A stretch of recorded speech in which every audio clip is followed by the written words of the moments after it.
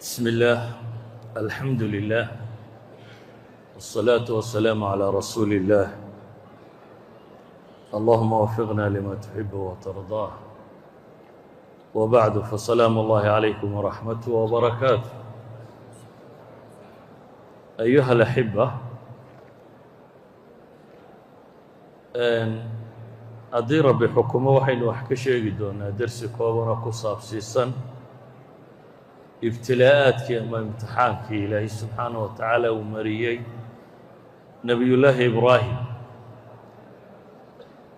inagoo og maanta muslimiintu waaqaca ay ku nool yihiin iyo dhibta haysata iyo wixii laga rajaynayey oo ilaahay qur-aan ku tilmaamayo kuntum khayra ummatin ukhrijat linnaas ummaddii dadka u khayr badnayd ee ilaahay dadka u soo saaray inay yihiin wakadalika jacalnaakum ummatan wasata waxaasoo ammaana iyadoo qur-aanka ay ugu taallo iyo mustawaha maanta ay dadka muslimiintu joogaan iyo sida ay u jabeen oo aad mooddo inuu xadiidkii nebiga calayhi salaatu wasalaam ee thawbaan uu warinayey abi daawuudka ku yaalla oo runtii aan odhan karno waa mucjiza min mucjizaati الnabiy calayhi الsalaatu wasalaam sheegaya wadci ay muslimiintu gaadhi doonaan yuushiku اlumamu an tadaca calaykum kama tadaca alakalatu ilaa qascatiha uu nebigu tilmaamaya inay wakhti dhici doonto dadka muslimiinta ay isugu yeedhan doonaan sida xeedhada dadka wada cunaya ee wada leh casuumadda isugu yeedhaan saxaabadu su-aal bay weydiiyeen ma yaraan waayo saxaabadu iyagoo yar ayay dunidao dhan iska celiyeen labadii dowladood ee dunida ugu xooga badnaa ee waagaa jiray bershiya iyo romanis waxaan kontaneeyo sano dhammayn bay kaga takhalluseen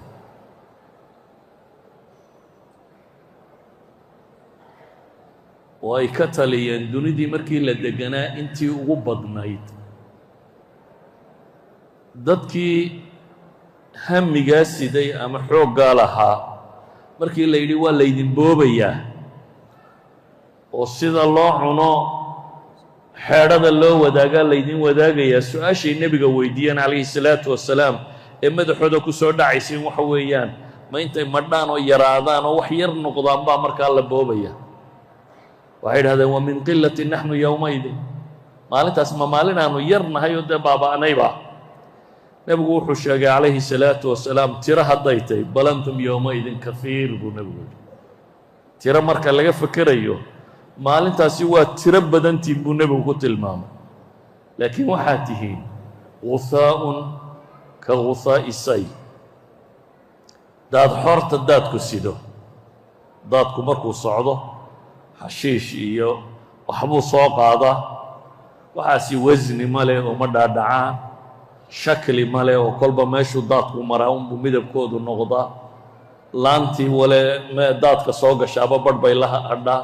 yacni waa dad aan wasni iyo macno iyo qiimatoona lahayn bay noqon doonaan buu tilmaamaya waxaa kaloo nebigu ku tilmaamay markaasi waxa dhici doona waxaa ka mid ah cabsida gaala idinka qabta baa ka bixi doonta walayanzicanna allahu min suduuri caduwikum almahaaba laydinkama cabsan doono waxaa kaloo dhici doonta buu nebigu yihi idinkana wahni baa laydinku soo tuuri doonaa wahnigu waa kelmad carbeed nimankanina carab quxa bay ahaayeen waa yaqaaneen haddana waxaad mooddaa masaladu inay midmadow gashay oo ay markaa nebiga weydiinayaan wahniga kani waa noocma wuxuu nebigu ugu tilmaamay markaa wahnigaa idinku dhici doonaa inuu yahay adduunyo jacayl iyo geeri nacayb yacni maanta muslimiinta dhibta haysata iyo mashaakilkay taagan tahay waxaa maqashaan hadda magaalo ghaza la yidhaahda iyo waxaa ka dhacaya ghaza inaad ka war haysaan mooyaane waa meel ballaceedu 5 mayl iyo badh meelaha ku dhadhowye ballaceeda gebigiisuba dherarkeeduna waa 25 mayl marka la isku wada daro وبقول يكوبي أفرتن كيلومتر سكوير بقول يكوبي أفرتن ميل أو سكوير ويا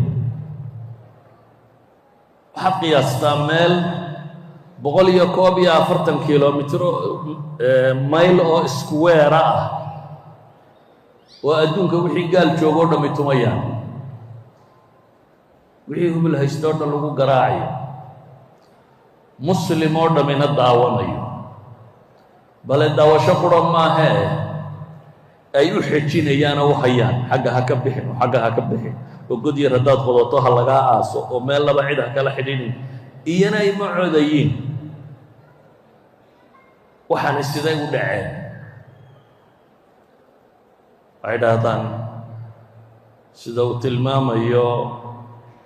خبيرك عبد الله نفيس اللي هذا وحليه مسلمين تير غير قلبين شن مرحلة ضوء ويسلا صور مرين بولي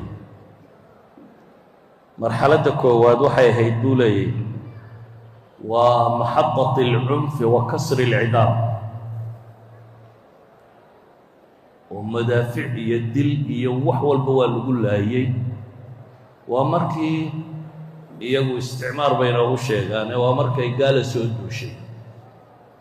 فرنسيس له انجليز له هولنديس له جرمن له يوروب اوردن وحي يقوم هيستي ودطه هي عالم الاسلامي كسودو شيء طليان الى ميل والبله مسلم كمركاسي مدفع با لو تومay iyo wixii hub la hayay waa la lafajabiyay markii la lafajabiyay kadibna مرحلة لبعد لقاليو ليدا مرحلة التجزئة والتقسيم أول وطن مسلم واسكف ربيها يعني عيد والبعيد كلوه يلسو والله كلا جوبا بيجي إذا كرير هبل باتين هل كام ضعف كرتان إذا نرير هبل باتين هل كام ضعف كرتان مقاعي عصبة أن شيرين أي لو بحيي أنت جوبا يروح الحريقي مرحلة تامر كيسور عفتي يعني سيده هيلبك الله قيبسده يو انت شر ليسوي من ليدادو هبلو ادغو انت قادو انجليزو انت قادو فرنسيسو انت قادو طليانو انت قادو سيده خولها الله قيبسداي كدب waxa soo baxday hadana marxalad saddexaad uu leeyahay marxalad التغريب in aqaa'ida iyo afkaarta iyo dadku waxay rumaysan yihiin la bedelo في التعليم والإعلام والاقتصاد والسياسة وصناعة النخب وكل شيء إن لبدلوا ومضي مسلم كهيدا مركو هوري دين ونرميسري حتى هدم بابتو دين قريب رميسري قالوا أجرا والله سكو معمولا ما يرميسري وحلو شيء تعليم كيدي أهين إعلام كيدي أهين اقتصاد كيدي أهين قاب سياسات كده هاي وحلا أبو ري نخب ضد معمولة أو هجامية وضد كاسين أيهين نبنين كوكبدية أفكار قال كوهض أنت كوهض شيء نقطة عند معمولة يسا مرحلة أفراد بالسيو قارسيهو لي مسلمين طوى للحق الاقتصادي dhaqaalahoodu inuu ku xidhnaado dhaqaalaha wadannadaas oo iyaguna raw materialka laga soo qaado inta la soo hagaajiyana dib looga iibiyo marka kaasi hadduu ka iibsan waayo waa bakhtiyaysaa hadduu ka ina dhaqaalaha wadannadoo dhan ku xidhnaato intaa yar maxadda shanaad baa la soo gaadhay maxaddada tani waa wadcigu inuu sidaa ahaado yaa ilaalinaya reer galbeed waxay u arkeen kos badan inay ku joogayso inay ilaaliyaan inaan sidaa waxba iska bedelin laakiin waxay heleen cid ay ka dhaadhiciyaan inay dowrkaa qaadato ay ku dhaqaalo siiyaan yuhuudda caalamkaa la soo ururiyey dad baa dhulkoodii laga qaaday waa la dejiyey waxaa la yidhi wadcigaa inaan waxba iska bedelin ilaaliya kii yidhaahda hub baan samaysanayaa garaaca kii yidhaahda nuclear baan u dhaqaaqayaa tuma kii yidhaahda waxa kan garaaca all daddy weerka oo dhan idinku qabta shaqooyinka foosha xun lee dowladaha waaweyn ka yara cabsanayaan oo dhan idinku noqda kuwa fulinaya annana hub dhaqaale qaanuun sharci waxa u baahantihi carruurta cunaha la siiyaa la leeyaho maraykan wuxuu leeyahy veto waxay idhahdaan united nation intii veto ka dhacday maraykan sameeyey nus in ka badan waxa lagu isticmaalay xuquuqda falastiin in lagu awdo ama israa'iil inaan lagu taageerin oo aan lagu ceebayn ama wax ka soo raacin idan hadda marxaladaasay joogtaa axad الخبراء في الصهيونية عبد الوهاب المسيري رحمة الله عليه ninkii la odhan jiray ayaa wuxuu yidhi israa'iil waxay u dhigantaa buu leeyahy maanta